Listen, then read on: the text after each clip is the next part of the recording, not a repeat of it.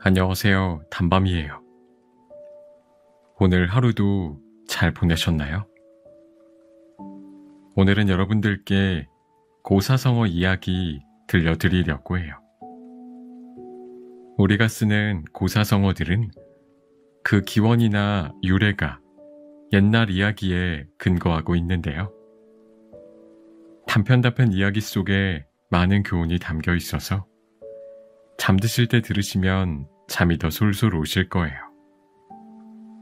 그럼 오늘도 제가 재미있게 읽어드릴 테니 제 목소리 들으시면서 달달한 밤 보내시길 바랄게요. 구독과 좋아요, 알람 설정도 꼭 해주실 거죠? 동병상련. 전국시대 오나라의 광은 사촌 동생인 오왕 요를 죽인 뒤 오왕 함려라 일컫고 반란에 적극 협조한 오자서를 중용했다. 오자서는 초나라에서 아버지와 형이 모함으로 죽임을 당하자 오나라로 망명한 사람이었다. 그가 반란에 적극 협조한 것도 광이 왕위에 오르면 아버지와 형의 원수를 갚을 수 있다고 믿었기 때문이었다. 얼마 후 초나라에서 백비라는 자가 오나라로 망명해왔다. 그 또한 모함으로 아버지를 잃은 사람이었다. 오자서는 그를 오왕에게 추천하여 대부 벼슬에 오르게 했는데 이 사실이 알려지자 신하들은 오자서를 비난했다. 내가 보기에 백비는 눈이 매와 같고 걸음걸이는 호랑이와 같은데 이는 필시 사람을 죽일 얼굴이요. 그런데 당신은 무엇 때문에 그를 추천하였소? 오자서는 이렇게 대답했다. 별다른 까닭은 없습니다. 옛말에도 동병상련, 동우상구라는 말이 있듯이 나와 같은 처지에 있는 백비를 돕는 것은 당연한 일이라 생각한 것입니다. 그로부터 9년 후 함려가 초나라와 싸워 대승하자 자서와 백비는 마침내 가족의 원수를 갚을 수 있었다. 그러나 그 후 백비는 적국인 월나라에 매수되어 오자서를 모함에 빠뜨렸고 오자서는 분함을 참지 못하고 죽고 말았다. 동호 지필. 춘추시대 진나라 영공은 제후로서 덕이 없는 사람이었다. 그는 성격이 매우 잔인했고 세금을 과하게 부과했으며 사치스러운 생활을 했다. 또한 하찮은 일로 사람을 죽이는 일이 비일비재했다. 보다 못한 재상 조순이 영공에게 자주 충언을 하자 이를 귀찮게 여긴 영공은 조순을 죽이려고 했다. 조순은 이를 피해 망명하려고 국경까지 갔으나 국경을 넘기 직전에 조천이 영공을 죽였다는 소식을 듣고 되돌아왔다. 그러자 사관인 동호가 공식 기록에 이렇게 적었다. 조순이 군주를 죽였다. 조순이 이 기록을 보고 항의하자 동호는 이렇게 말했다. 물론 재상이 죽인 것은 아닙니다. 그러나 재상은 국내에 있었고 또 돌아와서도 범인을 처벌하려 하지 않습니다. 그래서 공식적으로는 재상이 살인자가 되는 것입니다. 조수는 그것이 올바른 도리라고 생각하고 죄를 그대로 뒤집어 썼다. 훗날 공자는 이 일을 이렇게 말했다. 동호는 훌륭한 사관이었다. 법을 바르게 적었다. 조순도 훌륭한 대신이었다. 법을 위해 죄를 뒤집어 썼다. 하지만 참으로 안타깝다.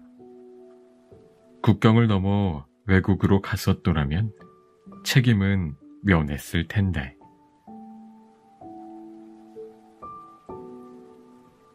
등용문. 용문은 황하 상류에 있는 협곡의 이름인데 이곳을 흐르는 물살은 너무나 세차고 빨라 웬만한 큰 물고기도 여간에서 거슬러 올라가지 못했다. 그러나 일단 오르기만 하면 그 물고기는 용이 된다는 전설이 있었다. 따라서 용문에 오른다는 것은 매우 어려운 관문을 통과하여 약진의 기회를 얻는다는 말이다. 등용문의 반대말은 점액이다. 이마에 상처를 입는다는 뜻인데 용문에 오르려고 급류에 뛰어들었다가 바위에 이마를 부딪혀 상처를 입고 하류로 떠내려가는 것을 말한다. 즉, 출세를 위한 경쟁에서 패배한 사람, 시험에서 낙방한 사람을 일컫는다. 후한 말 환제 때 정입하 관료들의 지도적 인물에 이응이라는 사람이 있었다. 그런 그가 환관의 미움을 사서 투옥당한 일이 있었다. 그러나 그 후 유력자의 추천으로 다시 벼슬을 얻어 악랄한 환관 세력에 맞서 싸워서 그의 명성은 더욱 높아졌다. 태학의 학생들은 그를 존경하여 천하의 본보기는 이응이라 했으며 신진 관료들도 그와 친분을 갖거나 그의 추천을 받는 것을 최고의 명예로 삼았다. 이를 등용문이라 일컬었다. 마부 작침. 시선으로 불리는 당나라의 시인 이백은 어릴 적 훌륭한 스승을 찾아 상의산에 들어가 공부하고 있었다.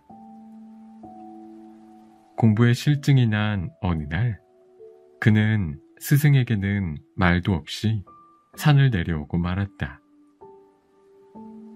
이백이 냇가에 이르렀을 때 한 노파가 도끼를 바위에 대고 열심히 갈고 있는 것을 보았다. 이상히 여긴 이백이 물었다. 할머니, 지금 뭐 하시는 겁니까?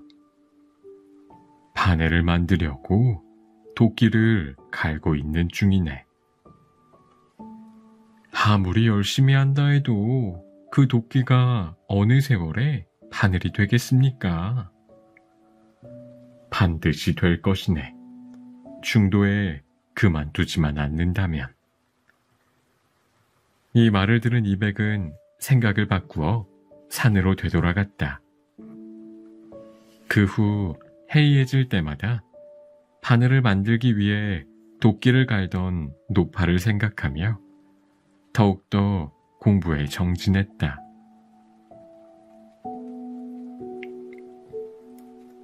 망국 지음.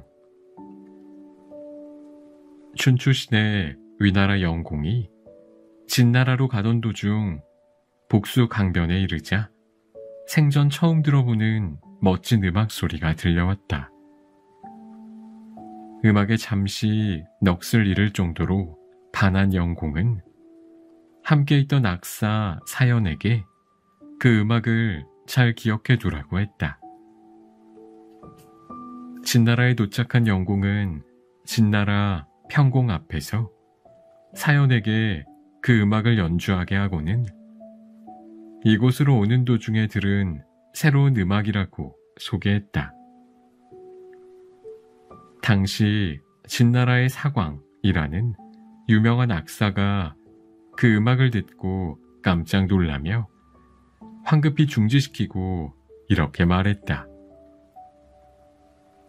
그것은 새로운 음악이 아니라 망국의 음악입니다.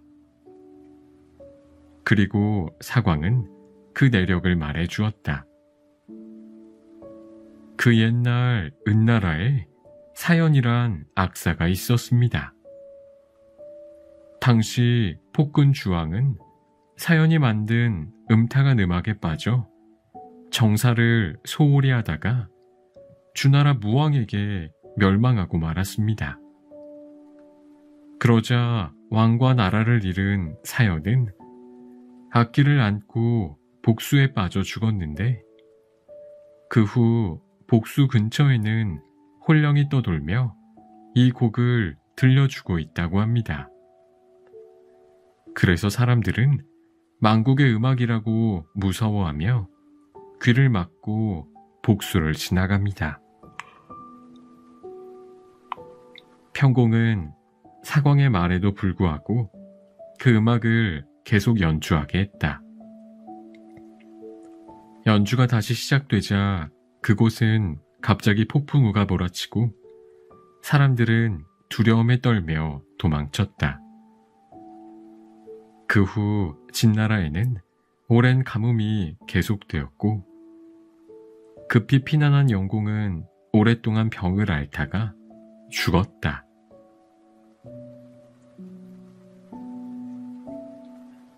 망양 지탄. 옛날 황화중류 맹진에 하백이라는 하천의 신이 있었다. 어느 날 아침 그는 금빛처럼 찬란하게 빛나는 강물을 보고 감탄하며 말했다. 이렇게 큰 강은 또 없을 거야. 그렇지 않습니다. 등 뒤에 있던 늙은 자라가 말했다.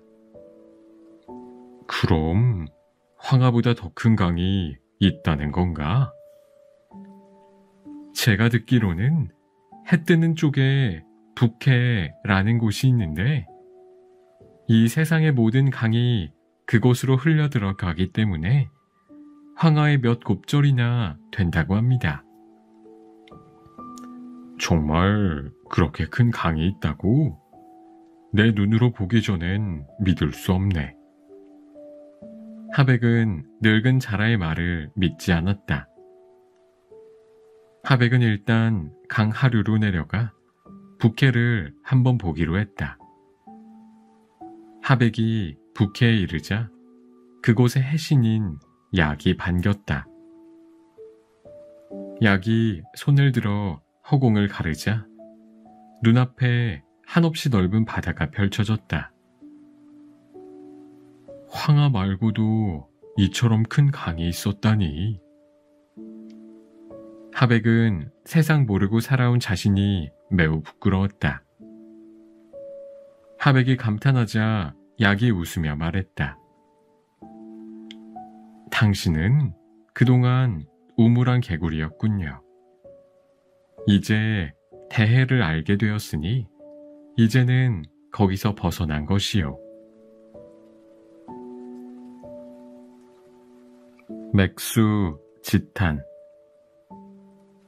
중국 고대 왕조의 하나인 은나라 주왕은 음락에 빠져 폭정을 일삼았다. 이때 충원한 신하가 세 사람이 있었다. 미자, 기자, 비간이 그들이다. 미자는 주왕의 형으로 주왕이 충고를 듣지 않자 국외로 망명했다. 기자 또한 망명했는데 그는 신분을 감추기 위해 거짓 미치광이가 되고 또 노예로까지 전락하기도 했다. 그러나 비가는 끝까지 축원을 하다가 가슴이 찢기는 극형을 당했다. 이윽고 주왕은 발에게 죽임을 당하고 천하는 주왕조로 바뀌었다. 주나라의 시조가 된 무왕은 미자와 기자를 불러 자신을 보좌하게 했다. 이에 앞서 기자가 망명지에서 무왕의 부름을 받고 가던 중 은나라의 옛 도읍지를 지나가게 되었다. 번화하던 옛 모습은 온데간데 없고 궁궐터엔 보리와 기장만이 무성함을 보고 조국의 멸망을 탄식했다. 맹모 단기. 집을 떠나 멀리 타향에서 공부하던 어린 맹자가 어느 날 갑자기 집으로 돌아왔다. 어머니가 보고 싶었기 때문이다. 마침 배틀에 앉아있던 맹자의 어머니가 물었다. 그래, 글을 많이 배웠느냐? 아닙니다.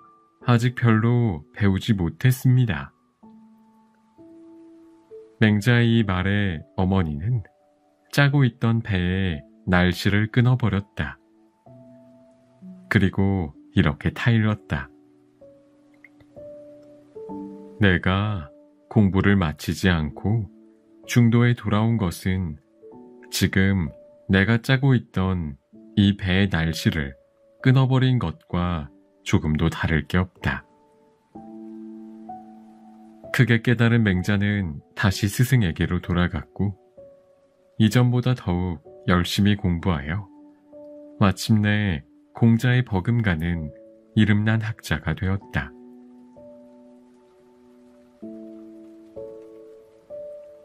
맹모 삼천. 어릴 때 아버지를 여인 맹자는 홀어머니 밑에서 자랐다. 맹자와 어머니는 처음 묘지 근처에 살았는데 어린 맹자는 상여를 매는 상여꾼의 흉내를 내고 묘지를 파서 봉분을 만드는 흉내를 내며 놀았다. 교육상 좋지 않다고 생각한 맹자의 어머니는 시장 근처로 이사했다. 그런데 이번에는 맹자가 장사꾼 흉내만 내는 것이었다. 이곳 역시 아이를 가르치기에 좋지 않은 곳이라 생각한 맹자의 어머니는 다시 서당 근처로 이사를 했다. 그러자 맹자는 학생들이 공부하는 모습과 제사 지내는 법, 예의를 갖춰 인사하는 법 등을 흉내내며 놀기 시작했다. 맹자의 어머니는 이런 곳이야말로 자식을 위해 더없이 좋은 곳이라며 기뻐했다. 명경지수. 춘추시대에 노나라의 왕태라는 덕망 높은 사람이 있었는데 그의 주위에는 항상 많은 제자들이 몰려들었다. 어느 날 공자의 제자인 상계가 알 수 없다는 표정으로 공자에게 물었다. 선생님, 왕태는 형벌로 발목이 잘린 불구자인데도 어째서 많은 사람들이 그를 따르는 것입니까? 공자가 대답했다. 그분이 비록 발목은 잘렸으나 자연의 섭리를 깨달아 마음이 고요하기 때문이다. 사람들은 흐르는 물에 자신을 비춰보지 않고 고요한 물을 거울로 삼아 자신을 비춰본다. 그분의 마음은 고요한 물과 같기 때문에 사람들이 그를 따르는 것이다.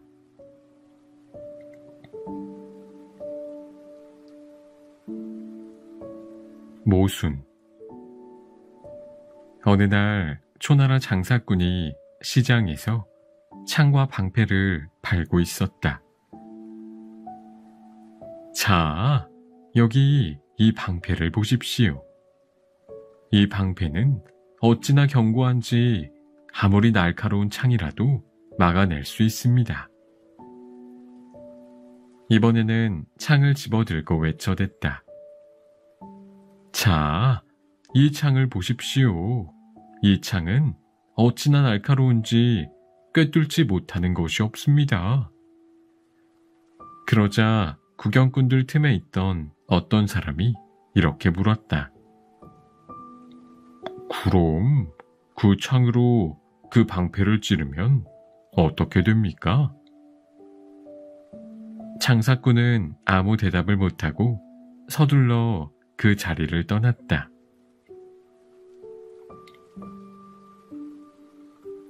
무산 지몽. 전국시대 초나라 양왕의 선왕이 어느 날 고당광에 갔다가 잠시 잠이 들었다. 꿈속에 아름다운 여인이 나타나 말했다. 저는 무산에 살고 있습니다. 전하께서 고당에 오셨다는 말을 듣고 왔습니다. 왕은 기꺼이 그 여인과 동침하였다. 그 여인은 떠나면서 이렇게 말했다. 저는 앞으로도 무산 남쪽에 살며 아침에는 구름이 되고 저녁에는 비가 되어 머물러 있을 것입니다. 이튿날 아침 무산을 바라보니 과연 여인의 말대로 높은 봉우리에 아름다운 구름이 걸려 있었다. 왕은 그곳에 사당을 세우고 조운묘라고 이름을 지었다. 묵자 지수. 춘추시대의 사상가 묵자의 이야기이다. 초나라 도읍 영해간 묵자는 공수반을 찾아갔다. 공수반은 본디 송나라 사람으로 기계를 만드는데 비상한 재주를 가지고 있었다. 그런데 송에서 푸대접을 받자 초나라로 가서 초왕을 위해 성을 공격하는 전차와 구름 사다리를 만들고 송나라를 치려는 계획을 가지고 있었다. 묵자가 이를 알고 공수반을 찾아간 것이었다. 북방에 나를 모욕하는 사람이 있는데 당신이 나를 위해 그 사람을 죽여주겠소? 공수반은 불쾌한 표정을 지으며 대답했다. 나는 사람을 죽이는 일은 의에 어긋난다고 생각하고 있소. 한 사람을 죽이는 것도 의에 어긋난다고 하면서 왜 죄 없는 송나라 백성을 죽이려 하시오? 답변이 궁해진 공수반은 왕 핑계를 대며 묵자를 초왕에게 데려갔다. 초왕 앞에서도 묵자는 자신의 소신을 굽히지 않고 말했다.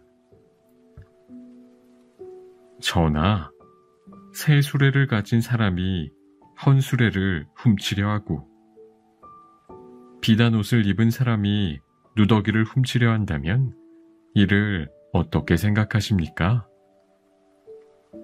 그건 도벽일 것이요. 그러면 넓은 국토에 온갖 짐승과 초목까지 풍성한 초나라가 좁은 국토에 가난한 송나라를 치려하는 것은 대체 무엇 때문입니까? 나는 단지 공수반이 만든 기계를 실험해보고 싶었을 뿐이네. 제가 여기서 그 기계의 공격을 막아보겠습니다. 결국 초왕 앞에서 묘한 승부가 벌어졌다. 목자는 허리띠를 풀어 성 모양을 만들고 나무 조각으로 방패를 만들었다. 공수반은 자신이 만든 모형기계로 9번 공격했다. 그러나 목자는 9번 다 굳게 지켜냈다. 이것을 지켜본 초왕은 송나라를 치려던 계획을 그만두었다.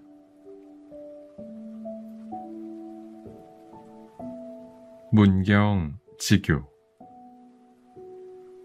전국시대 조나라 해문왕 때 신하 목현의 식객에 불과했던 인상여라는 사람이 있었다.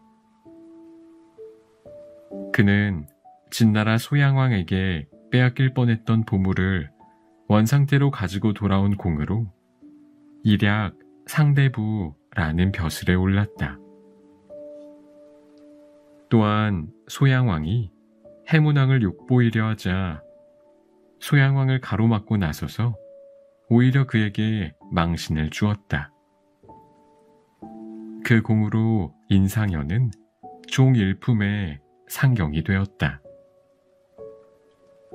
결국 인상여의 지위가 명장인 연파보다 더 높아지자 연파는 분한 마음을 참지 못하고 이렇게 말했다. 나는 싸움터를 누비며 성을 빼앗고 적을 무찔러 공을 세웠다. 그런데 입 밖에 놀린 것이 없는 미천한 신분의 인상여가 나보다 높은 자리에 앉다니 너무나 억울하다. 내 어찌 그런 자 밑에 있을 수 있겠는가? 언제든 그 자를 만나면 단단히 망신을 줄 테다. 이 말을 전해 들은 인상여는 연파를 피해 다녔다. 병을 핑계로 조정에도 나가지 않고 길에서도 멀리 연파가 보이면 옆길로 돌아갔다. 인상여의 비겁한 행동에 실망한 부하가 떠나겠다고 하자 인상여는 그를 만류하며 이렇게 말했다. 자네는 연파 장군과 진나라 소양왕 중 어느 쪽이 더 무서운가? 물론 소양왕입니다. 나는 소양왕도 두려워하지 않고 망신을 준 사람이네. 그런 내가 연파 장군을 두려워한다고 생각하는가? 잘 생각해보게. 강대국인 진나라가 쳐들어오지 못하는 것은 연파 장군과 내가 있기 때문이네. 그런데 만일 우리 둘이 싸우면 진나라는 기회를 놓치지 않고 우리나라로 쳐들어올 것이네. 결국 모두 죽게 되는 거지. 나는 나라의 위기를 먼저 생각하여 연파 장군을 피하는 것이네. 이 말을 전해 들은 연파는 매우 부끄러워하며 우통을 벗은 다음 태형에 쓰이는 형장을 짊어지고 인상여를 찾아가 무릎을 꿇었다. 연파는 진심으로 사죄했고 그날부터 두 사람은 문경지교를 맺었다.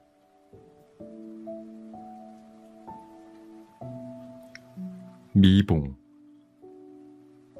춘추시대 주나라 환왕은 이름뿐인 천자국으로 전락한 주나라의 체면을 세우기 위해 정나라를 치리기로 했다. 당시 정나라 장공은 날로 강성해지는 국력을 배경으로 환왕을 무시하는 경향이 있었다. 이에 환왕은 우선 장공의 정치적 실권을 박탈했다.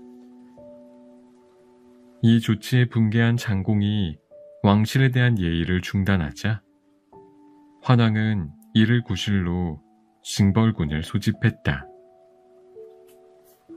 왕명을 받고 군사가 모이자 환왕은 자신이 총사령관이 되어 정나라를 징벌하러 나섰다.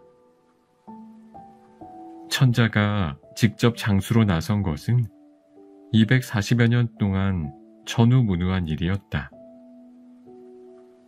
정나라에 도착한 왕군은 장공의 군사와 대치했다.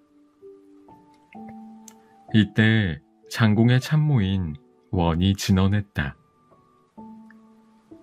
지금 진나라 군사는 국내 정세가 어지럽기 때문에 싸울 기력이 없습니다. 먼저 진나라 군사부터 공격하면 반드시 도망갈 것입니다. 그러면 환왕이 지휘하는 군사들도 혼란에 빠질 것이며 채나라, 위나라의 군사들도 버티지 못하고 달아날 것입니다. 이때 환왕의 군대를 치면 틀림없이 승리할 것입니다.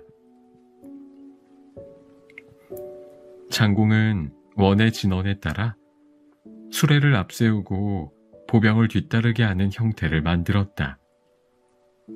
수레와 수레 사이에는 보병으로 미봉했다. 전략은 적중하여 왕군은 대패하고 환왕은 어깨에 화살을 맞은 채 물러갔다.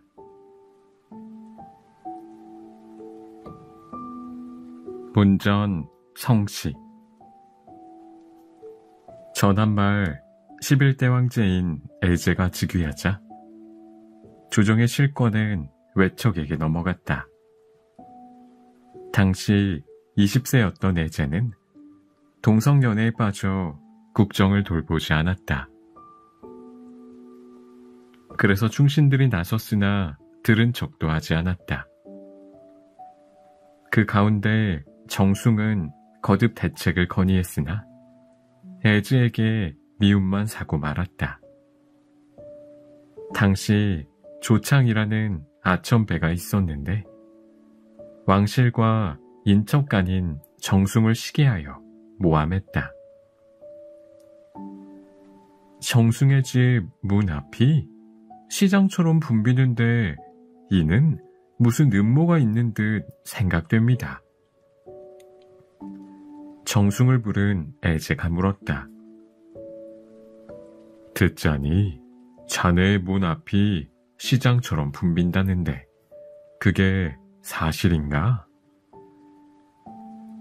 저희 집 문 앞은 시장과 같지만 제 마음은 불처럼 깨끗합니다. 다시 조사해 주십시오. 그러나 애제는 정숭의 청을 묵살하고 옥에 가뒀다. 손보가 상소하고 정숭을 변호했으나 애제는 손보의 벼슬을 빼앗고 서민의 신분으로 깎아내렸다. 정숭은 그 후 옥에서 죽었다. 미생, 지신. 춘추시대 노나라에 미생이란 사람이 있었다. 그는 어떤 약속이든 꼭 지키는 사람이었다. 어느 날 미생은 애인과 다리 밑에서 만나기로 약속했다. 그녀는 나타나지 않았지만 미생은 계속 그녀를 기다렸다. 그런데 갑자기 장대비가 쏟아져 개울물이 불어나기 시작했다. 그러나 미생은 그곳을 떠나지 않고 기다리다가 결국 다리를 끌어안은 채 물에 빠져 죽고 말았다. 전국시대 소진은 옆나라 소왕을 설득할 때 신이 있는 사나이의 본보기로 미생을 들었다. 그러나 장자의 견해는 부정적이었다. 미생과 같은 사람은 물에 떠내려간 돼지나 쪽박을 들고 빌어먹는 거지와 다를 게 없다. 쓸데없는 명목 때문에 소중한 목숨을 소홀히 함은 진정한 삶의 길을 모르는 것이다.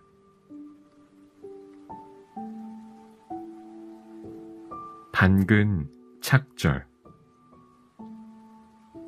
후한 6대 황제인 안제는 13세의 어린 나이로 즉위했다. 그러자 그의 어머니인 태우가 정사를 돌보고 태우의 오빠인 등질이 대장군이 되어 병권을 장악했다. 그 무렵 서부 변경은 강족이 자주 침입해왔다. 그러나 등질은 국비 부족을 이유로 양주를 포기하려고 했다. 이에 우후가 반대하고 나섰다. 함곡관의 서쪽은 장군이 나오고 동쪽은 재상이 나온다고 합니다. 옛부터 양주는 많은 열사와 무인을 배출한 곳인데 그런 땅을 가족들에게 내준다는 것은 당치도 않은 일입니다. 중신들도 모두 우후의 의견에 찬성했다. 이 일이 있은 후부터 등질은 우후를 미워했는데 때마침 조가연에서 폭도들이 현령을 죽이고 고을을 장악하자 우후를 후임으로 보내 폭도들을 토벌하도록 명했다. 이 소식을 들은 우후의 친구들이 한결같이 걱정하자 우후는 웃으며 이렇게 말했다. 엉킨 뿌리와 뒤틀린 마디에 부딪혀보지 않는다면 어찌 칼날의 예리함을 알 수 있겠는가. 당당한 기세로 현지에 도착한 우후는 지혜와 용맹으로 마침내 폭도들을 평정했다.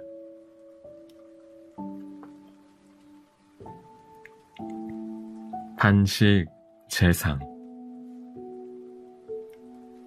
당나라 현종을 도와 당대 최고 번성기를 만든 재상은 요숭이었다. 현종이 사치를 근절하기 위해 관리들의 비단 관복을 불사른 일이나 조세와 부역을 줄여 백성들의 부담을 줄인 일, 형벌제도를 바로잡고 군사 모집제도를 바꾼 것도 모두 요숭의 진언에 따른 개혁이었다. 이처럼 요숭은 백성들의 안녕이 곧 국가 번영의 지름길이라 믿고 이 원칙을 지키려고 노력했다. 특히 나라 일을 처리할 때는 언제나 신속하고 정확해 그 어느 재상도 이에 미치지 못했다. 같은 재상인 노예신도 예외는 아니었다. 노예신은 청렴 결백하고 근면했지만 휴가 중인 요숭의 직무를 10여일간 대행할 때 신속히 처리하지 못해 일이 산더미처럼 쌓이게 되었다. 요숭이 돌아와 쌓여있는 문제들을 신속히 처리하자 노예신은 자신이 요숭에게 크게 미치지 못한다는 것을 깨달았다. 이후 노예신은 매사를 요숭을 앞세워 처리하곤 했다. 그래서 사람들은 노예신을 가리켜 자리만 차지하고 있는 무능한 재상이라 평했다.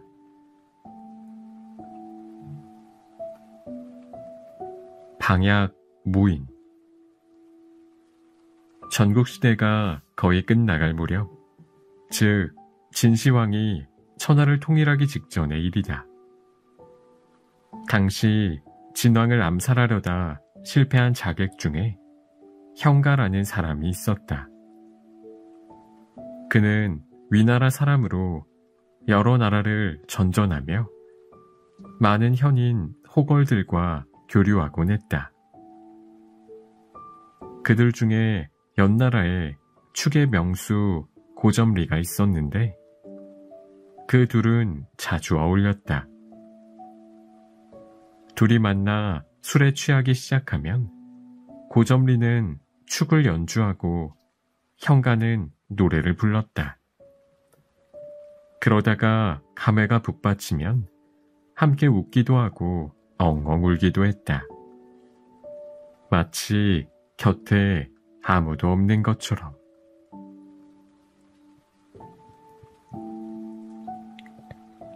배반 낭자. 전국시대 초의 일이다.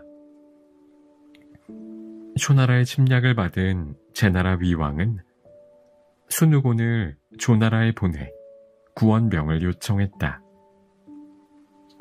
순우곤이 10만의 구원병을 이끌고 돌아오자 초나라 군사는 즉시 절수했다.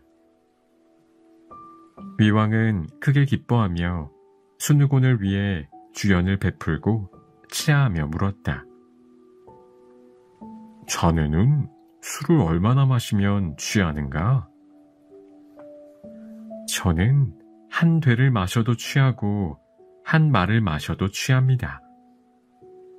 그래, 한 되를 마셔도 취하는 사람이 어찌 한 말을 마실 수 있단 말이냐? 예, 경우에 따라 다르다는 말씀입니다. 높은 벼슬에 계신 분들이나 근엄한 친척 어른들과 마시면 어려운 자리인지라 2대도 못 되고 취합니다.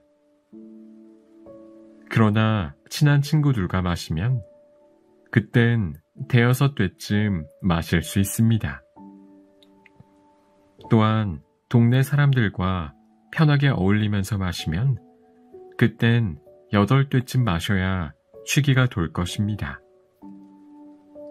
그리고 해가 진 후 취용이 일고 술잔과 접시가 어지럽게 흩어지고 집안의 등불이 꺼질 무렵 아내가 제 곁에서 옅은 속적삼의 옷깃을 해칠 때 그 냄새가 풍기면 그땐 한 말이라도 마실 수 있습니다. 이어 주색을 좋아하는 위왕에게 이렇게 말했다. 그러나 술을 너무 많이 마시면 어지러워지고 즐거움이 극에 달하면 슬픈 일이 생긴다고 했습니다. 위왕은 그 후 술을 마실 때는 반드시 순우곤을 곁에 앉게 했다.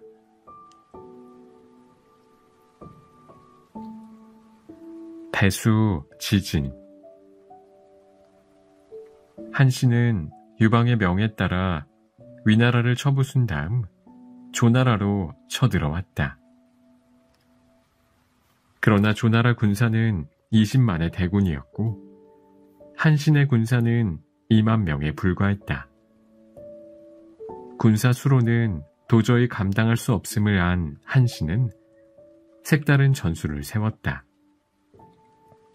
우선 2천여 기병을 조나라의 성 바로 뒷산에 매복시키고 이렇게 명했다.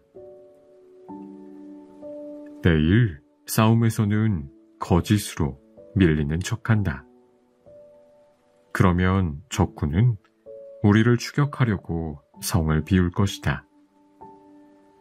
그때 뒷산에 매복했던 군사들은 성을 점령하고 한나라 깃발을 세우도록 해라.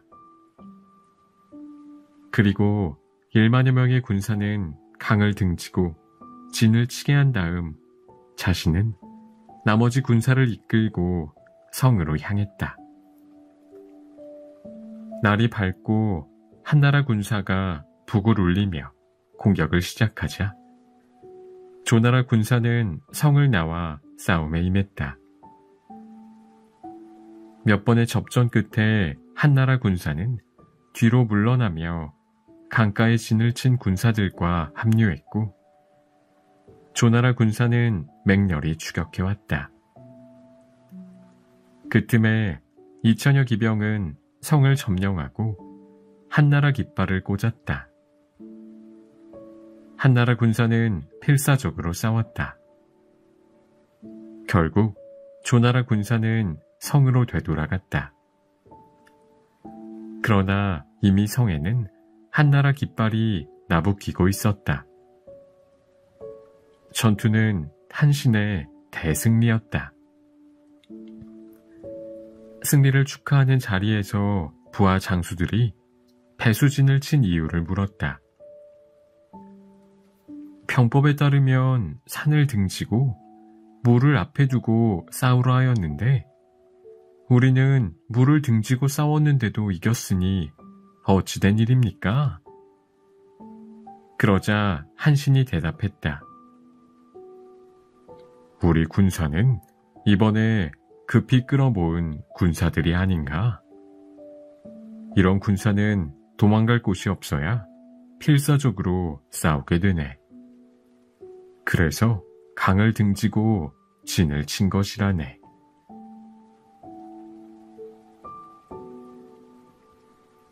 배중 사형.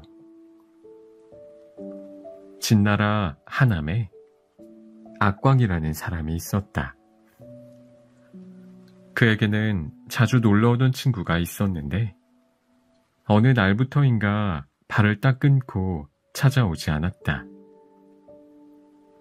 이상하게 여긴 악광이 그 이유를 묻자 친구는 이렇게 대답했다. 지난번에 자네 집에서 술을 마실 때 일이네. 술을 막 마시려는데 잔 속에 뱀이 보였네. 그냥 내려놓기도 어색해서 그냥 마셨지. 그런데 그 후로 몸이 안 좋아 누워 지내고 있네. 악광은 깜짝 놀라며 곰곰이 생각했다.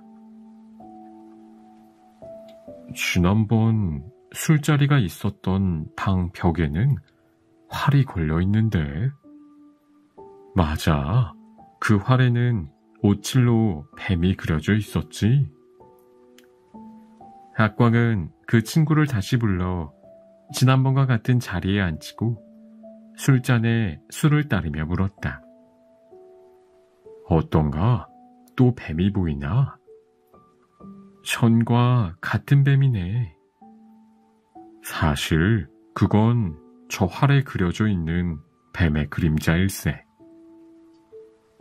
그러고는 벽에 걸린 활을 보여주었다. 그제서야 그 친구는 자신의 어리석음을 깨닫고 몸도 좋아졌다.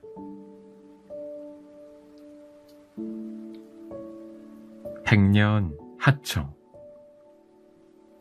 춘추시대의 일이다. 정나라는 초나라의 속국 채나라를 공격했던 것이 화가 되어 초나라의 보복 공격을 받게 되었다. 이에 신하들이 모여 대책을 논의했다. 그런데 회의에서는 초나라에 항복하자는 쪽과 진나라에 구원군을 요청하자는 쪽이 팽팽히 맞섰다. 이때 자사가 말했다. 주나라의 시 중에 황하의 물이 맑아지기를 기다리는 것은 사람의 짧은 수명으로는 어렵다 라는 말이 있듯 진나라의 구원군을 기다린다는 것은 백년 하청일 뿐입니다. 그러니 일단 초나라에 복종하는 것이 백성들을 위험에서 구하는 것이라 생각합니다. 결국 정나라는 초나라와 화친을 맺고 위기를 모면했다. 백면 서생. 남북조 시대 남조인 송나라 문제 때 심경지라는 사람이 있었다. 그는 어려서부터 무예를 닦아 기량이 매우 뛰어났다. 10세의 어린 나이에도 사병을 이끌고 반란군과 싸워 승리할 정도로 유명한 장수였다. 40세 때 그는 이민족의 반란을 진압한 공로로 장군이 되었다. 이후 효무제 때는 도읍을 지키는 방위 책임자로 승진했고 그 후에도 많은 공을 세워 변경수비군의 총수로 부임했다. 어느 날 효무제는 숙적인 북위를 공격하기 위해 문신들과 회의를 열었다. 그리고 이 자리에 심경지를 불렀다. 심경지는 북벌 실패의 전례를 들며 무리한 공격은 좋지 않다고 반대했다. 이어 효무즈에게 이렇게 말했다. 폐하, 밭일은 농부에게, 바느질은 안악에게 맡겨야 합니다. 그런데 지금 폐하께서는 적국과 싸우는 일을 백면서생과 논의하십니까? 그러나 효무제는 심경지의 의견을 듣지 않고 군대를 보냈고 크게 패했다.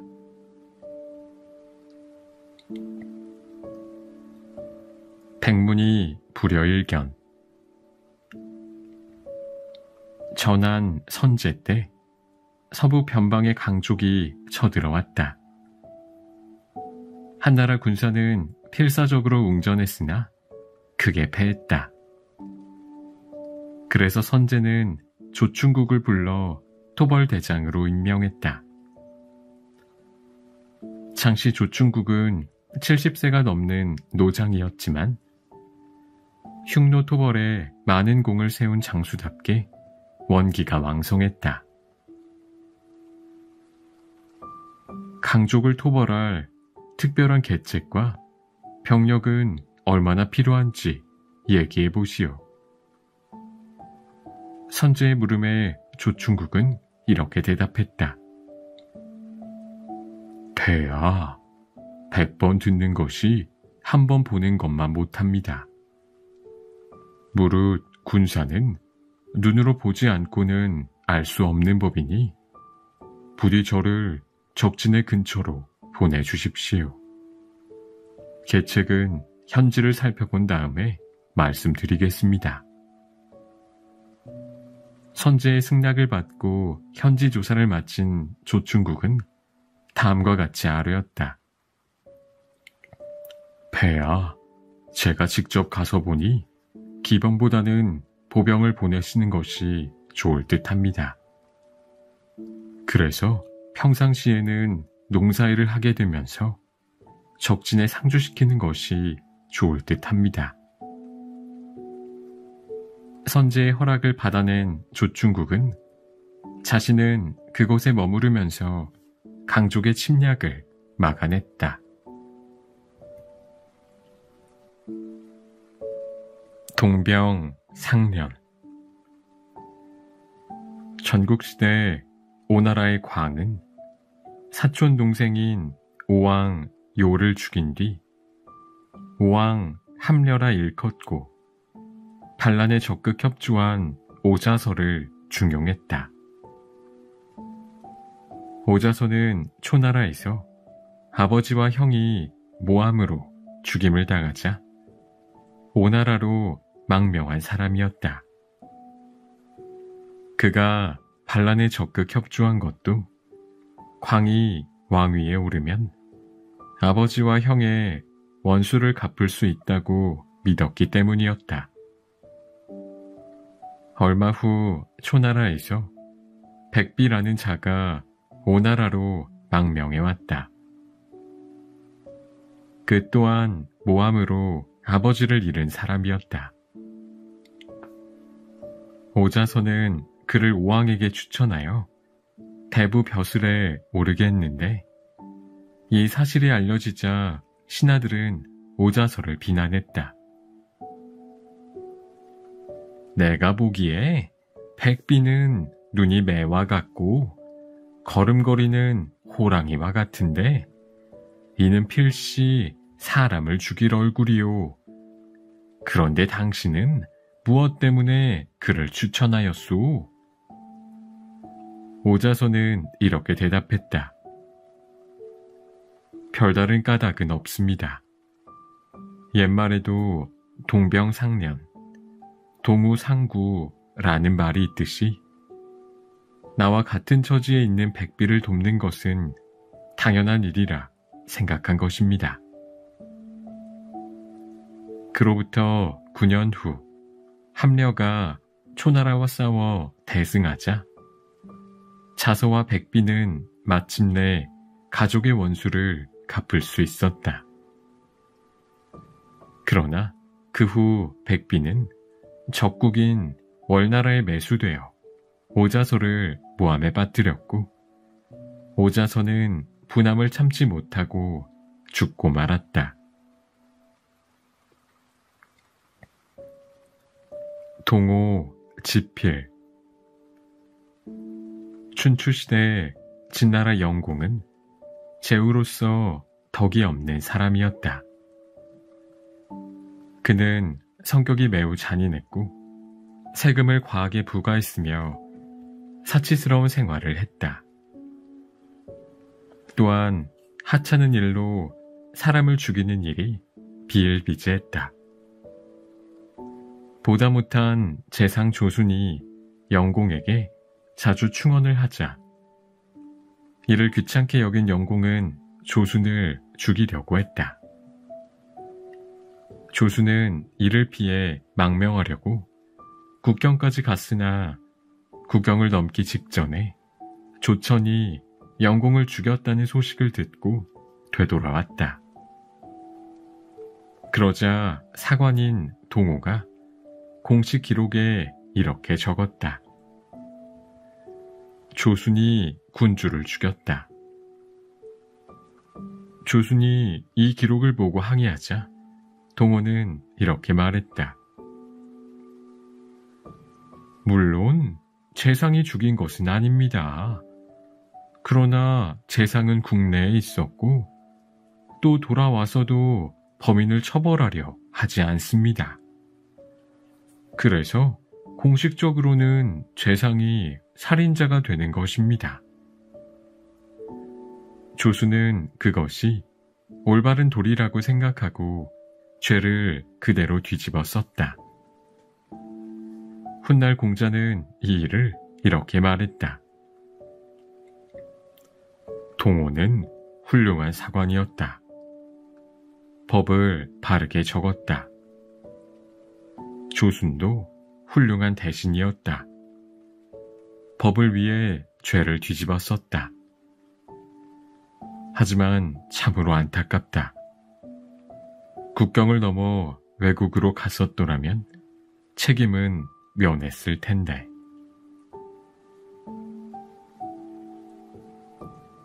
등용문. 용문은 황하 상류에 있는 협곡의 이름인데 이곳을 흐르는 물살은 너무나 세차고 빨라 웬만한 큰 물고기도 여간에서 거슬러 올라가지 못했다. 그러나 일단 오르기만 하면 그 물고기는 용이 된다는 전설이 있었다. 따라서 용문에 오른다는 것은 매우 어려운 관문을 통과하여 약진의 기회를 얻는다는 말이다. 등용문의 반대말은 점액이다. 이마에 상처를 입는다는 뜻인데 용문에 오르려고 급류에 뛰어들었다가 바위에 이마를 부딪혀 상처를 입고 하류로 떠내려가는 것을 말한다. 즉, 출세를 위한 경쟁에서 패배한 사람, 시험에서 낙방한 사람을 일컫는다. 후한 말 환제 때 정의파 관료들의 지도적 인물에 이응이라는 사람이 있었다. 그런 그가 환관의 미움을 사서 투옥당한 일이 있었다. 그러나 그 후 유력자의 추천으로 다시 벼슬을 얻어 악랄한 환관 세력에 맞서 싸워서 그의 명성은 더욱 높아졌다. 태학의 학생들은 그를 존경하여 천하의 본보기는 이응이라 했으며 신진 관료들도 그와 친분을 갖거나 그의 추천을 받는 것을 최고의 명예로 삼았다. 이를 등용문이라 일컬었다. 마부 작침. 시선으로 불리는 당나라의 시인 이백은 어릴 적 훌륭한 스승을 찾아 상의산에 들어가 공부하고 있었다. 공부에 실증이 난 어느 날 그는 스승에게는 말도 없이 산을 내려오고 말았다. 이백이 냇가에 이르렀을 때 한 노파가 도끼를 바위에 대고 열심히 갈고 있는 것을 보았다. 이상히 여긴 이백이 물었다. 할머니, 지금 뭐 하시는 겁니까? 바네를 만들려고 도끼를 갈고 있는 중이네. 아무리 열심히 한다 해도 그 도끼가 어느 세월에 바늘이 되겠습니까? 반드시 될 것이네. 중도에 그만두지만 않는다면. 이 말을 들은 이백은 생각을 바꾸어 산으로 되돌아갔다. 그 후 해이해질 때마다 바늘을 만들기 위해 도끼를 갈던 노파를 생각하며 더욱더 공부에 정진했다.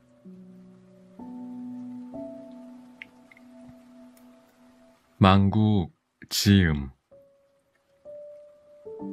춘추시대 위나라 영공이 진나라로 가던 도중 복수 강변에 이르자 생전 처음 들어보는 멋진 음악 소리가 들려왔다. 음악에 잠시 넋을 잃을 정도로 반한 영공은 함께 있던 악사 사연에게 그 음악을 잘 기억해 두라고 했다. 진나라에 도착한 영공은 진나라 평공 앞에서 사연에게 그 음악을 연주하게 하고는 이곳으로 오는 도중에 들은 새로운 음악이라고 소개했다. 당시 진나라의 사광이라는 유명한 악사가 그 음악을 듣고 깜짝 놀라며 황급히 중지시키고 이렇게 말했다. 그것은 새로운 음악이 아니라 망국의 음악입니다. 그리고 사광은 그 내력을 말해 주었다. 그 옛날 은나라에 사연이란 악사가 있었습니다. 당시 폭군 주왕은 사연이 만든 음탕한 음악에 빠져 정사를 소홀히 하다가 주나라 무왕에게 멸망하고 말았습니다. 그러자 왕과 나라를 잃은 사연은 악기를 안고 복수에 빠져 죽었는데 그 후 복수 근처에는 홀령이 떠돌며 이 곡을 들려주고 있다고 합니다. 그래서 사람들은 망국의 음악이라고 무서워하며 귀를 막고 복수를 지나갑니다. 평공은 사광의 말에도 불구하고 그 음악을 계속 연주하게 했다. 연주가 다시 시작되자 그곳은 갑자기 폭풍우가 몰아치고 사람들은 두려움에 떨며 도망쳤다. 그 후 진나라에는 오랜 가뭄이 계속되었고 급히 피난한 영공은 오랫동안 병을 앓다가 죽었다.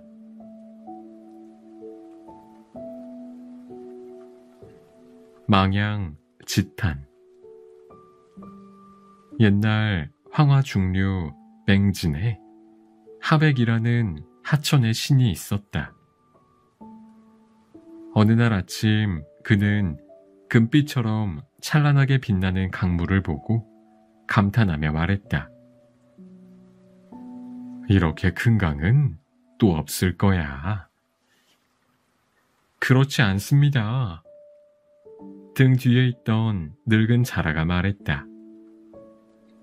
그럼 황하보다 더 큰 강이 있다는 건가? 제가 듣기로는 해 뜨는 쪽에 북해라는 곳이 있는데 이 세상의 모든 강이 그곳으로 흘려들어가기 때문에 황하의 몇 곱절이나 된다고 합니다. 정말 그렇게 큰 강이 있다고? 내 눈으로 보기 전엔 믿을 수 없네. 하백은 늙은 자라의 말을 믿지 않았다. 하백은 일단 강 하류로 내려가 북해를 한번 보기로 했다. 하백이 북해에 이르자 그곳의 해신인 약이 반겼다. 약이 손을 들어 허공을 가르자 눈앞에 한없이 넓은 바다가 펼쳐졌다. 황하 말고도 이처럼 큰 강이 있었다니. 하백은 세상 모르고 살아온 자신이 매우 부끄러웠다. 하백이 감탄하자 약이 웃으며 말했다. 당신은 그동안 우물한 개구리였군요. 이제 대해를 알게 되었으니 이제는 거기서 벗어난 것이요. 맥수 지탄. 중국 고대 왕조의 하나인 은나라 주왕은 음락에 빠져 폭정을 일삼았다. 이때 충원한 신하가 세 사람 있었다. 미자, 기자, 비간이 그들이다. 미자는 주왕의 형으로 주왕이 충고를 듣지 않자 국외로 망명했다. 기자 또한 망명했는데 그는 신분을 감추기 위해 거짓 미치광이가 되고 또 노예로까지 전락하기도 했다. 그러나 비간은 끝까지 축원을 하다가 가슴이 찢기는 극형을 당했다.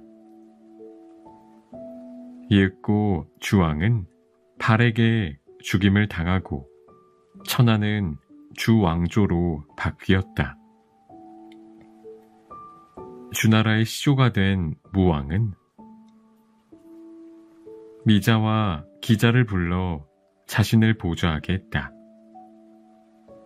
이에 앞서 기자가 망명지에서 무왕의 부름을 받고 가던 중 은나라의 옛 도읍지를 지나가게 되었다. 번화하던 옛 모습은 온데간데 없고 궁궐터엔 보리와 기장만이 무성함을 보고 조국의 멸망을 탄식했다. 맹모 단기. 집을 떠나 멀리 타향에서 공부하던 어린 맹자가 어느 날 갑자기 집으로 돌아왔다. 어머니가 보고 싶었기 때문이다. 마침 배틀에 앉아있던 맹자의 어머니가 물었다.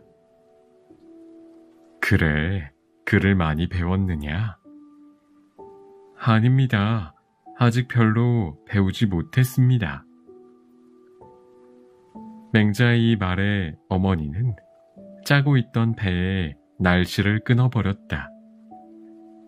그리고 이렇게 타일렀다. 내가 공부를 마치지 않고 중도에 돌아온 것은 지금 내가 짜고 있던 이 배의 날씨를 끊어버린 것과 조금도 다를 게 없다.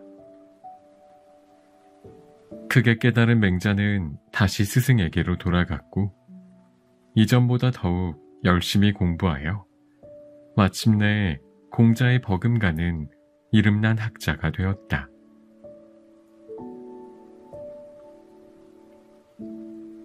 맹모 삼천. 어릴 때 아버지를 여인 맹자는 홀어머니 밑에서 자랐다. 맹자와 어머니는 처음 묘지 근처에 살았는데 어린 맹자는 상여를 매는 상여꾼의 흉내를 내고 묘지를 파서 봉분을 만드는 흉내를 내며 놀았다. 교육상 좋지 않다고 생각한 맹자의 어머니는 시장 근처로 이사했다. 그런데 이번에는 맹자가 장사꾼 흉내만 내는 것이었다. 이곳 역시 아이를 가르치기에 좋지 않은 곳이라 생각한 맹자의 어머니는 다시 서당 근처로 이사를 했다. 그러자 맹자는 학생들이 공부하는 모습과 제사 지내는 법, 예의를 갖춰 인사하는 법 등을 흉내내며 놀기 시작했다. 맹자의 어머니는 이런 곳이야말로 자식을 위해 더없이 좋은 곳이라며 기뻐했다. 명경지수. 춘추시대에 노나라의 왕태라는 덕망 높은 사람이 있었는데 그의 주위에는 항상 많은 제자들이 몰려들었다. 어느 날 공자의 제자인 상계가 알 수 없다는 표정으로 공자에게 물었다. 선생님, 왕태는 형벌로 발목이 잘린 불구자인데도 어째서 많은 사람들이 그를 따르는 것입니까? 공자가 대답했다. 그분이 비록 발목은 잘렸으나 자연의 섭리를 깨달아 마음이 고요하기 때문이다. 사람들은 흐르는 물에 자신을 비춰보지 않고 고요한 물을 거울로 삼아 자신을 비춰본다. 그분의 마음은 고요한 물과 같기 때문에 사람들이 그를 따르는 것이다.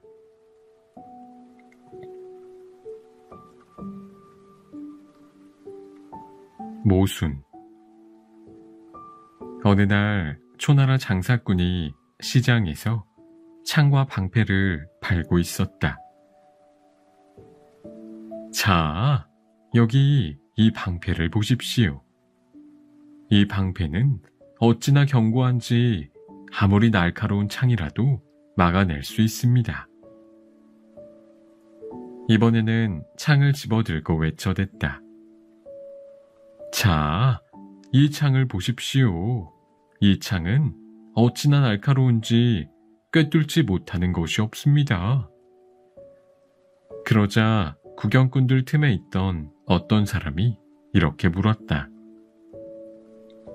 그럼 그 창으로 그 방패를 찌르면 어떻게 됩니까? 장사꾼은 아무 대답을 못하고 서둘러 그 자리를 떠났다.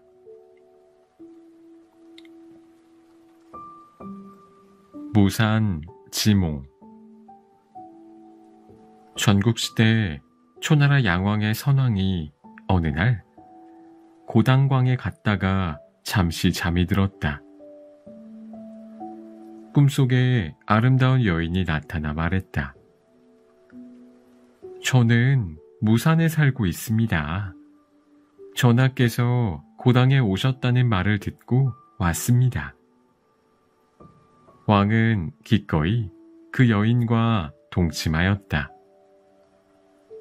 그 여인은 떠나면서 이렇게 말했다. 저는 앞으로도 무산 남쪽에 살며 아침에는 구름이 되고 저녁에는 비가 되어 머물러 있을 것입니다.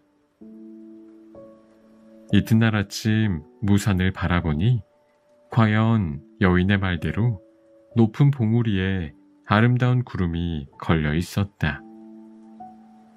왕은 그곳에 사당을 세우고 조운묘라고 이름을 지었다. 묵자, 지수. 춘추시대의 사상가 묵자의 이야기이다. 초나라 도읍 영해간 묵자는 공수반을 찾아갔다. 공수반은 본디 송나라 사람으로 기계를 만드는데 비상한 재주를 가지고 있었다. 그런데 송에서 푸대접을 받자 초나라로 가서 초왕을 위해 성을 공격하는 전차와 구름 사다리를 만들고 송나라를 치려는 계획을 가지고 있었다. 묵자가 이를 알고 공수반을 찾아간 것이었다. 북방에 나를 모욕하는 사람이 있는데 당신이 나를 위해 그 사람을 죽여주겠소? 공수반은 불쾌한 표정을 지으며 대답했다. 나는 사람을 죽이는 일은 의에 어긋난다고 생각하고 있소.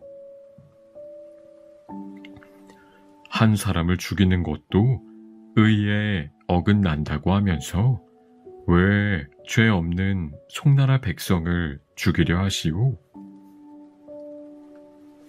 답변이 궁해진 공수반은 왕 핑계를 대며 묵자를 초왕에게 데려갔다. 초왕 앞에서도 묵자는 자신의 소신을 굽히지 않고 말했다. 전하, 새 수레를 가진 사람이 헌 수레를 훔치려 하고 비단 옷을 입은 사람이 누더기를 훔치려 한다면 이를 어떻게 생각하십니까? 그건 도벽일 것이요. 그러면 넓은 국토에 온갖 짐승과 초목까지 풍성한 초나라가 좁은 국토에 가난한 송나라를 치려하는 것은 대체 무엇 때문입니까? 나는 단지 공수반이 만든 기계를 실험해보고 싶었을 뿐이네. 제가 여기서 그 기계의 공격을 막아보겠습니다. 결국 초왕 앞에서 묘한 승부가 벌어졌다. 묵자는 허리띠를 풀어 성 모양을 만들고 나무 조각으로 방패를 만들었다. 공수반은 자신이 만든 모형 기계로 9번 공격했다. 그러나 묵자는 9번 다 굳게 지켜냈다. 이것을 지켜본 초왕은 송나라를 치려던 계획을 그만두었다.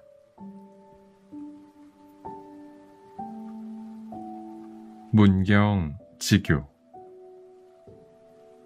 전국시대 조나라 해문왕 때 신하 목현의 식객에 불과했던 인상여라는 사람이 있었다.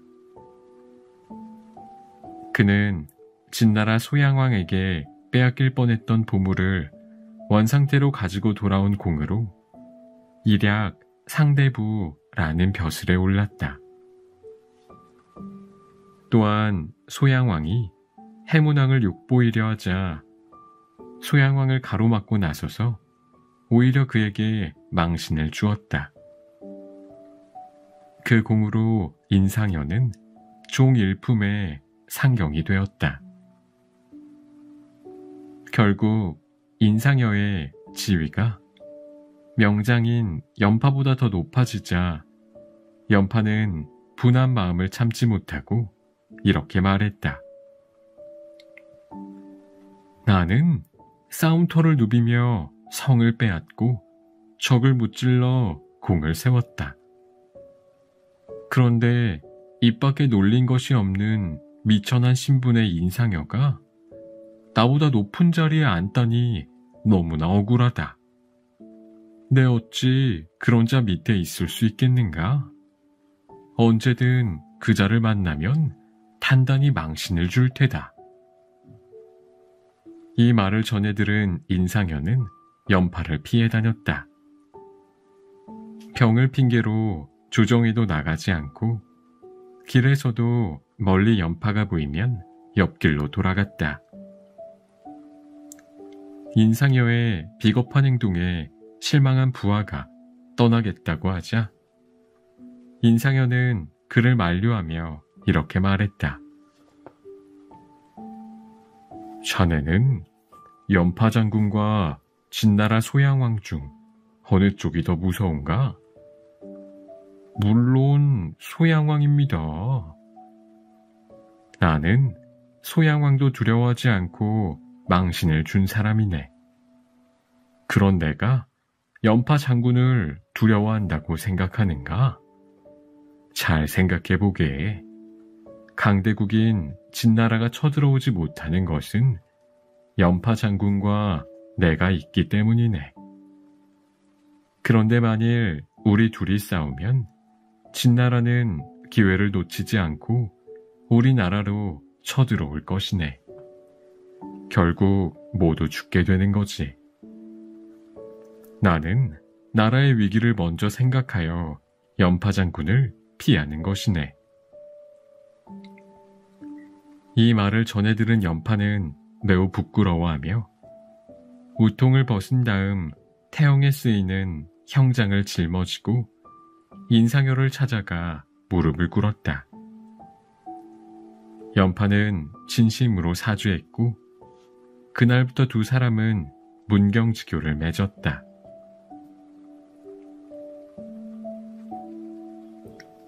미봉. 춘추시대 주나라 환왕은 이름뿐인 천자국으로 전락한 주나라의 체면을 세우기 위해 정나라를 치리기로 했다. 당시 정나라 장공은 날로 강성해지는 국력을 배경으로 환왕을 무시하는 경향이 있었다. 이에 환왕은 우선 장공의 정치적 실권을 박탈했다. 이 조치에 분개한 장공이 왕실에 대한 예의를 중단하자 환왕은 이를 구실로 징벌군을 소집했다.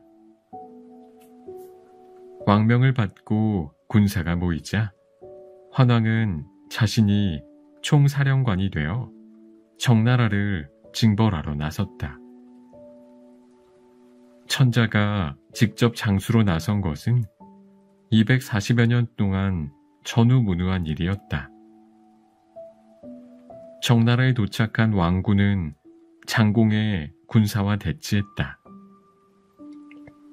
이때 장공의 참모인 원이 진언했다. 지금 진나라 군사는 국내 정세가 어지럽기 때문에 싸울 기력이 없습니다. 먼저 진나라 군사부터 공격하면 반드시 도망갈 것입니다. 그러면 환왕이 지휘하는 군사들도 혼란에 빠질 것이며 채나라, 위나라의 군사들도 버티지 못하고 달아날 것입니다. 이때 환왕의 군대를 치면 틀림없이 승리할 것입니다. 장공은 원의 진언에 따라 수레를 앞세우고 보병을 뒤따르게 하는 형태를 만들었다. 수레와 수레 사이에는 보병으로 미봉했다. 전략은 적중하여 왕군은 대패하고 환왕은 어깨에 화살을 맞은 채 물러갔다.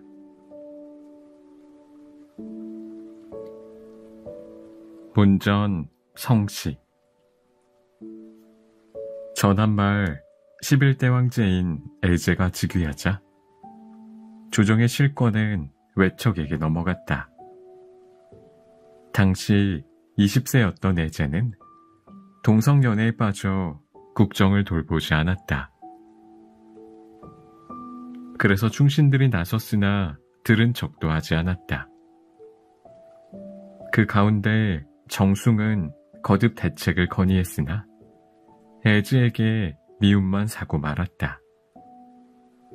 당시 조창이라는 아첨배가 있었는데 왕실과 인척간인 정숭을 시기하여 모함했다. 정숭의 집 문 앞이 시장처럼 붐비는데 이는 무슨 음모가 있는 듯 생각됩니다. 정숭을 부른 애제가 물었다. 듣자니 자네의 문 앞이 시장처럼 붐빈다는데 그게 사실인가? 저희 집 문 앞은 시장과 같지만 제 마음은 물처럼 깨끗합니다. 다시 조사해 주십시오. 그러나 애제는 정숭의 청을 묵살하고 옥에 가뒀다.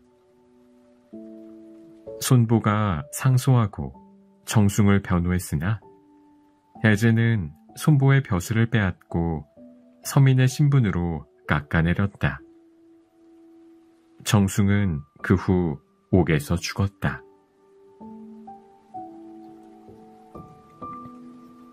미생, 지신. 춘추시대 노나라에 미생이란 사람이 있었다. 그는 어떤 약속이든 꼭 지키는 사람이었다.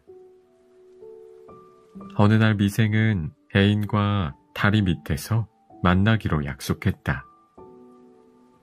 그녀는 나타나지 않았지만 미생은 계속 그녀를 기다렸다. 그런데 갑자기 장대비가 쏟아져 개울물이 불어나기 시작했다. 그러나 미생은 그곳을 떠나지 않고 기다리다가 결국 다리를 끌어안은 채 물에 빠져 죽고 말았다. 전국시대 소진은 옆나라 소왕을 설득할 때 신이 있는 사나이의 본보기로 미생을 들었다. 그러나 장자의 견해는 부정적이었다. 미생과 같은 사람은 물에 떠내려간 돼지나 쪽박을 들고 빌어먹는 거지와 다를 게 없다. 쓸데없는 명목 때문에 소중한 목숨을 소홀히 함은 진정한 삶의 길을 모르는 것이다.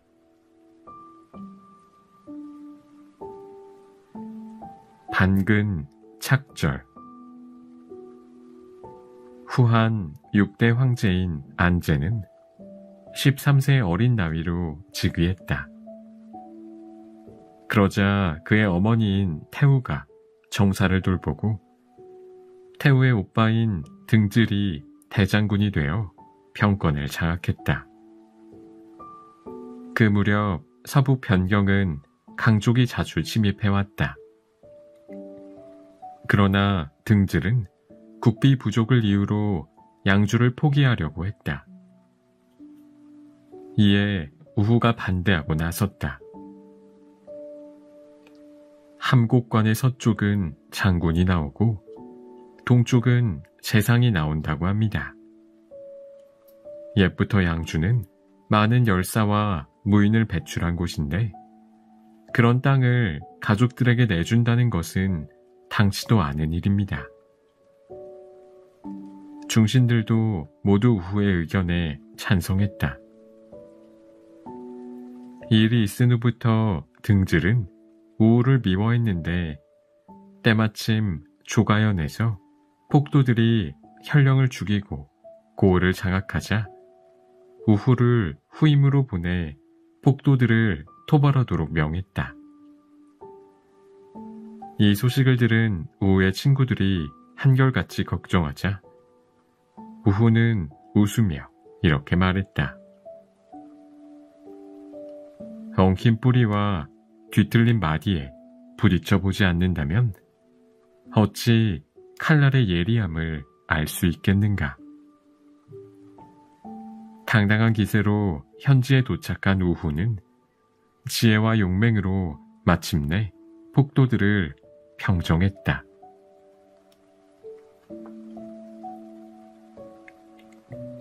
반식 재상. 당나라 현종을 도와 당대 최고 번성기를 만든 재상은 요숭이었다. 현종이 사치를 근절하기 위해 관리들의 비단 관복을 불사른 일이나 조세와 부역을 줄여 백성들의 부담을 줄인 일, 형벌제도를 바로잡고 군사 모집제도를 바꾼 것도 모두 요숭의 진언에 따른 개혁이었다. 이처럼 요숭은 백성들의 안녕이 곧 국가 번영의 지름길이라 믿고 이 원칙을 지키려고 노력했다.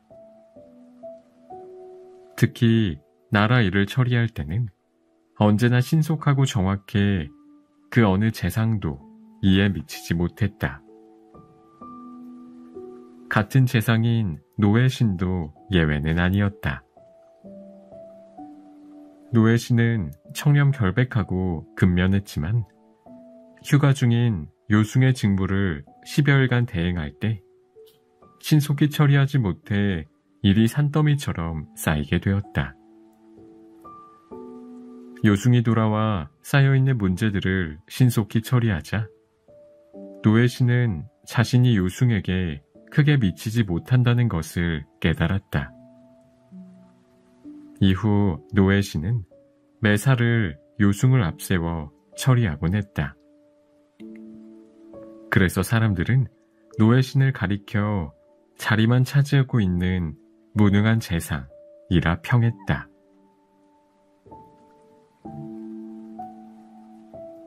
방약 무인. 전국시대가 거의 끝나갈 무렵, 즉 진시황이 천하를 통일하기 직전의 일이다. 당시 진왕을 암살하려다 실패한 자객 중에 형가라는 사람이 있었다. 그는 위나라 사람으로 여러 나라를 전전하며 많은 현인 호걸들과 교류하곤 했다. 그들 중에 연나라에 축의 명수 고점리가 있었는데 그 둘은 자주 어울렸다. 둘이 만나 술에 취하기 시작하면 고점리는 축을 연주하고 형가는 노래를 불렀다. 그러다가 감회가 북받치면 함께 웃기도 하고 엉엉 울기도 했다. 마치 곁에 아무도 없는 것처럼.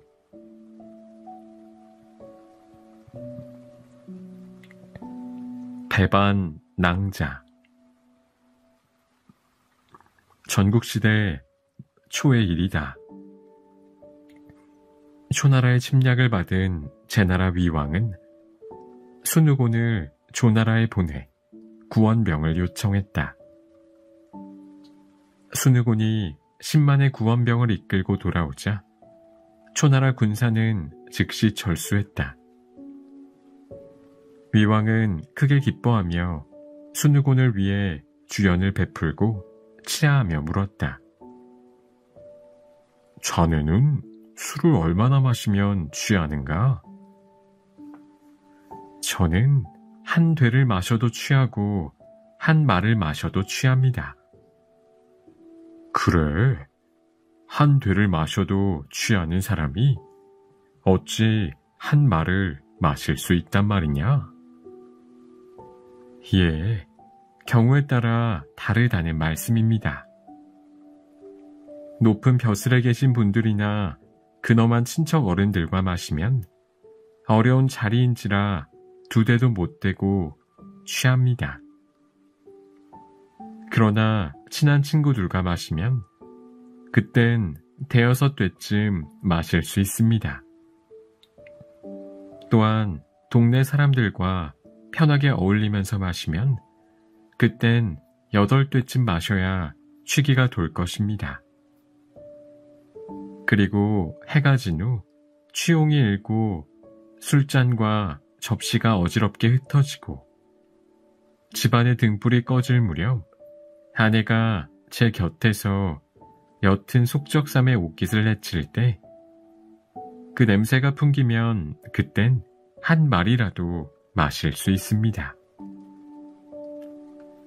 이어 주색을 좋아하는 위왕에게 이렇게 말했다.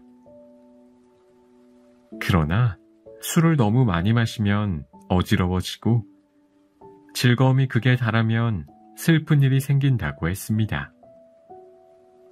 위왕은 그 후 술을 마실 때는 반드시 순우곤을 곁에 앉게 했다.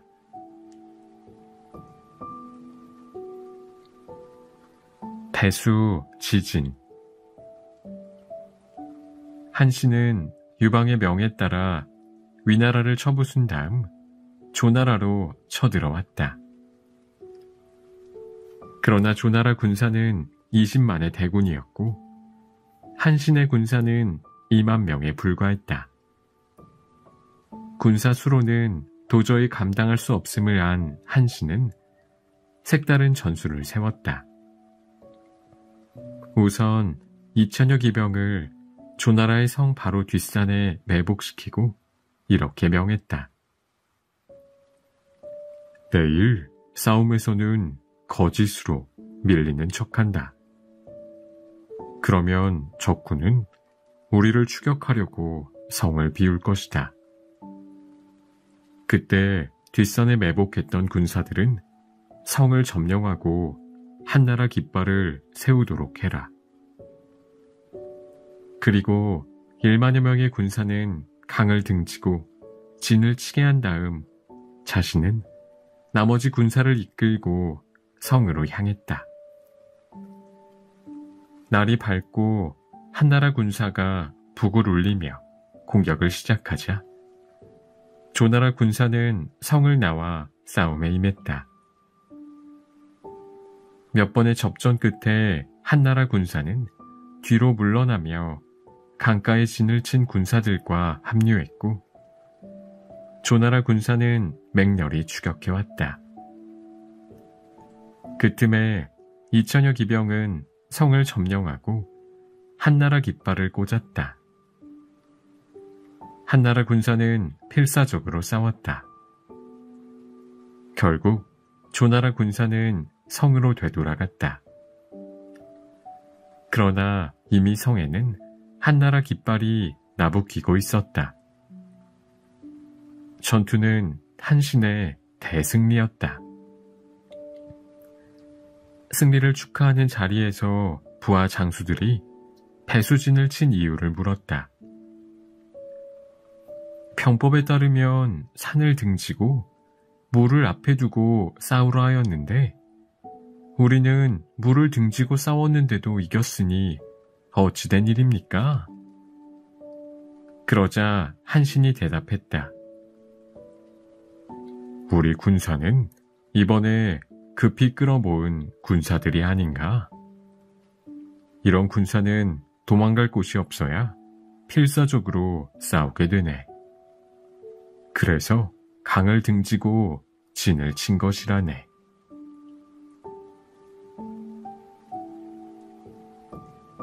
배중 사형.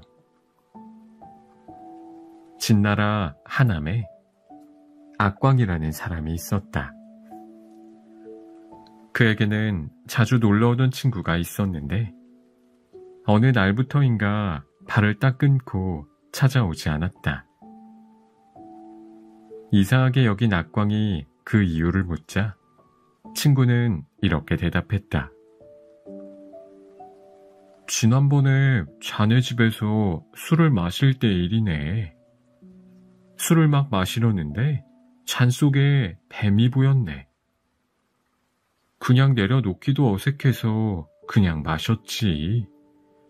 그런데 그 후로 몸이 안 좋아 누워 지내고 있네.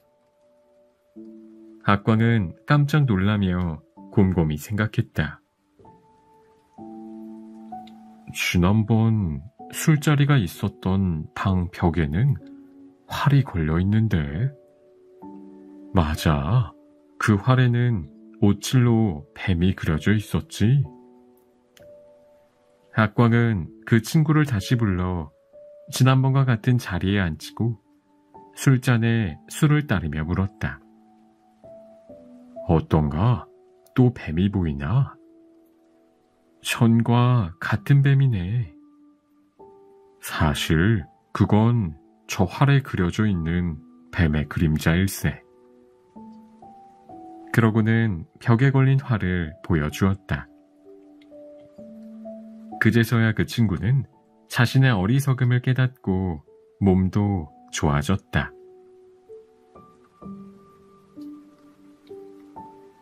백년 하청. 춘추시대의 일이다. 정나라는 초나라의 속국 채나라를 공격했던 것이 화가 되어 초나라의 보복 공격을 받게 되었다. 이에 신하들이 모여 대책을 논의했다.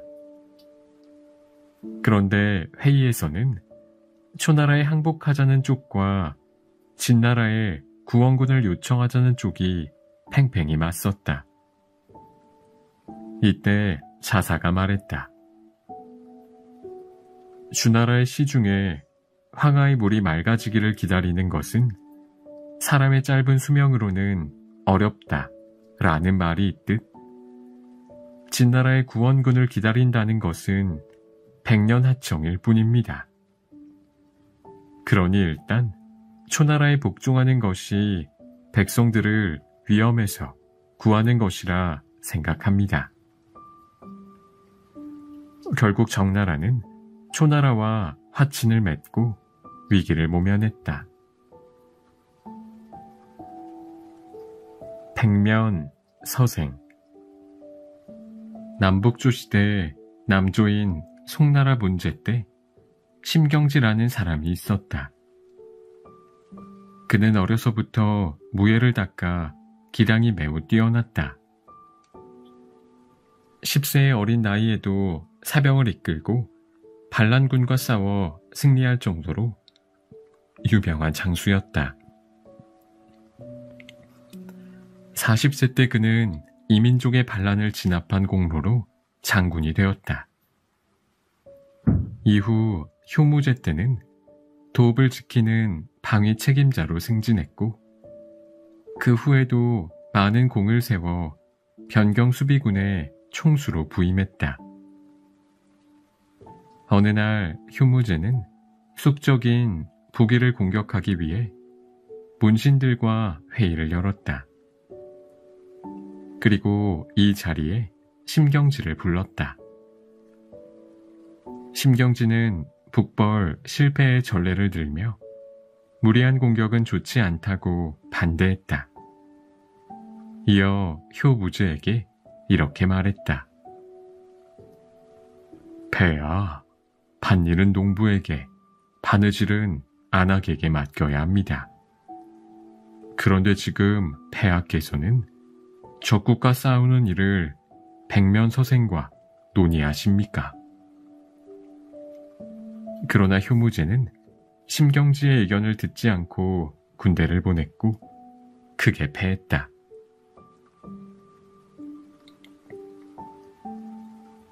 백문이 불여일견.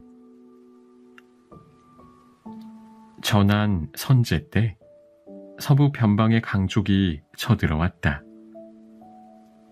한나라 군사는 필사적으로 웅전했으나 크게 패했다.